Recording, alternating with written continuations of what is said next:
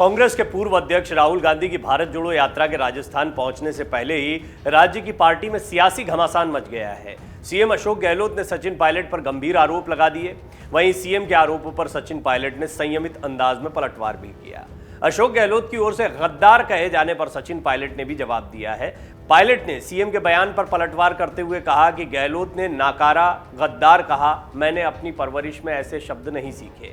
दरअसल राजस्थान के मुख्यमंत्री अशोक गहलोत के गद्दार कहे जाने पर पलटवार करते हुए कांग्रेस नेता सचिन पायलट ने कहा कि इस तरह के अनुभवी व्यक्ति को ऐसे शब्द शोभा नहीं देते।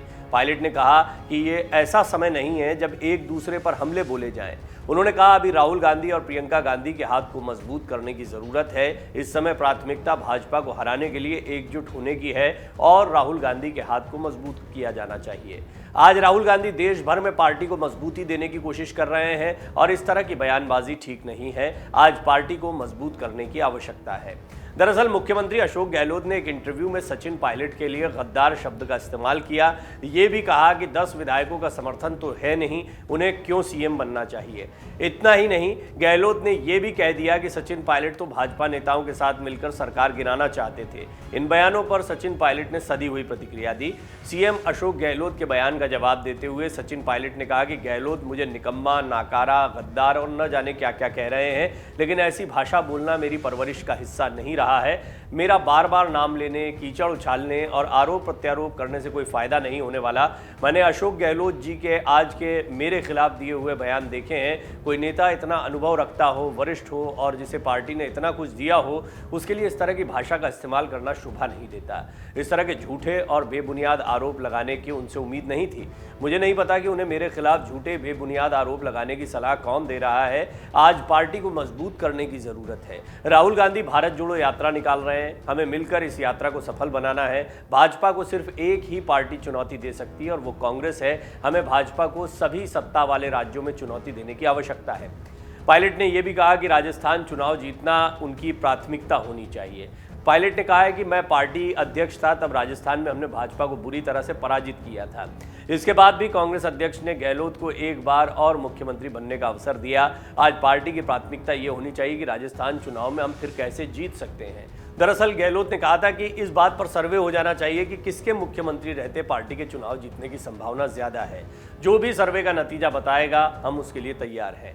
पायलट ने कहा कि हम भाजपा के खिलाफ एकजुटता से लड़ रहे हैं और इसमें इसका कोई लाभ नहीं मिलने वाला है। इससे पहले भी अशोक गहलोत जी लंबे समय से मेरे खिलाफ इस तरह के आरोप लगाते रहे हैं। इस समय प्राथमिकता गुजरात के विधानसभा चुनाव होने चाहिए, जहां अशोक गहलोत वरिष्ठ पर्यवेक्षक हैं। ये समय राहुल गांधी के हाथों को मजबूती देने का है। उन्होंने भारत जोड़ो यात्रा के तहत 2000 किलोमीटर की यात्रा 3 महीने में पूरी की है। उन्होंने बांटने वाली ताकतों को मुंह तोड़ जवाब दिया है। सचिन पायलट के वफादार माने जाने वाले राजस्थान के मंत्री राजेंद्र सिंह गुडा ने भी गहलोत पर हमला बोला है। उन्होंने कहा कि सचिन पायलट को चारों ओर से घेर लिया गया है, लेकिन सचिन वो अभिमन्यु हैं जिन्हें चक्रव्यूह भेदना भी आता है। अशोक गहलोत ने दावा करते हुए कहा कि राजस्थान सरकार में उलटफेर करने के लिए सचिन पायलट ने बगावत की थी। गौरतलब है कि एक समाचार चैनल से बात करते हुए सीएम अशोक गहलोत ने कहा था कि राजस्थान सरकार में उलटफेर करने के लिए सचिन पायलट ने जो बगावत की थी उसमें केंद्रीय गृह मंत्री अमित शाह और धर्मेंद्र प्रधान भी शामिल थे।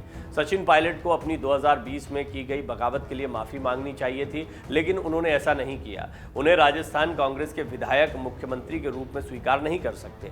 सचिन पायलट यदि सीएम बनते तो आपत्ति क्या थी? सवाल के जवाब में गहलोत ने कहा था कि जिनके कारण हम 34 दिन होटल में बैठे रहे, सरकार गिरा रहे थे, ये उसमें अमित शाह भी शामिल थे, धर्मेंद्र प्रधान भी शामिल थे, सबकी दिल्ली में मीटिंग हो रही थी, हमारे कुछ एमएलए गए थे, लोग 34 दिन तक रिजॉर्ट में रहे, उनको उसी रिजॉर्ट में रखा गया था जहां मध्य प्रदेश के एमएलए गए थे। यानी एक तरीके से अशोक गहलोत ये भी बताना चाह रहे हैं कि मध्य प्रदेश में जिस तरह से सरकार गिर गई, राजस्थान में भी सरकार गिर जाती। जो काम वहाँ ज्योतिरादित्य सिंधिया ने किया वो काम यहाँ सचिन पायलट कर देते, लेकिन अशोक गहलोत ने सरकार बचा ली। वो इशारों में ये कहना चाह रहे हैं कि बीजेपी के इशारे पर हुई बगावत में जो आगे रहे थे उनको मुख्यमंत्री नहीं बनाया जाना चाहिए, लिहाजा एक बार फिर उन्होंने गद्दार कहा। लेकिन इतना मुखर कैसे हो गया अशोक गहलोत, इस बात को भी समझिए। ये इशारा है इस ओर कि अशोक गहलोत अब पार की लड़ाई लड़ रहे हैं। अशोक गहलोत को यह मैसेज स्पष्ट जा चुका है कि आला कमान सचिन पायलट के साथ में है।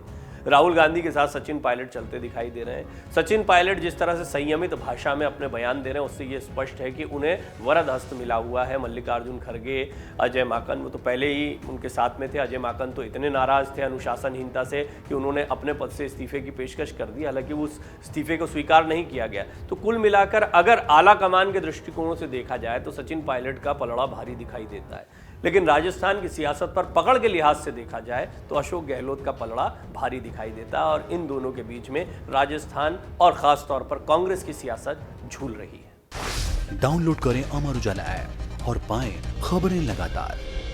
अगर आप ये वीडियो YouTube पर देख रहे हैं तो हमारे चैनल को सब्सक्राइब करें और बेल आइकन को दबाना ना भूलें। अगर आप Facebook पर ये वीडियो देख रहे हैं तो हमारे पेज को लाइक करें।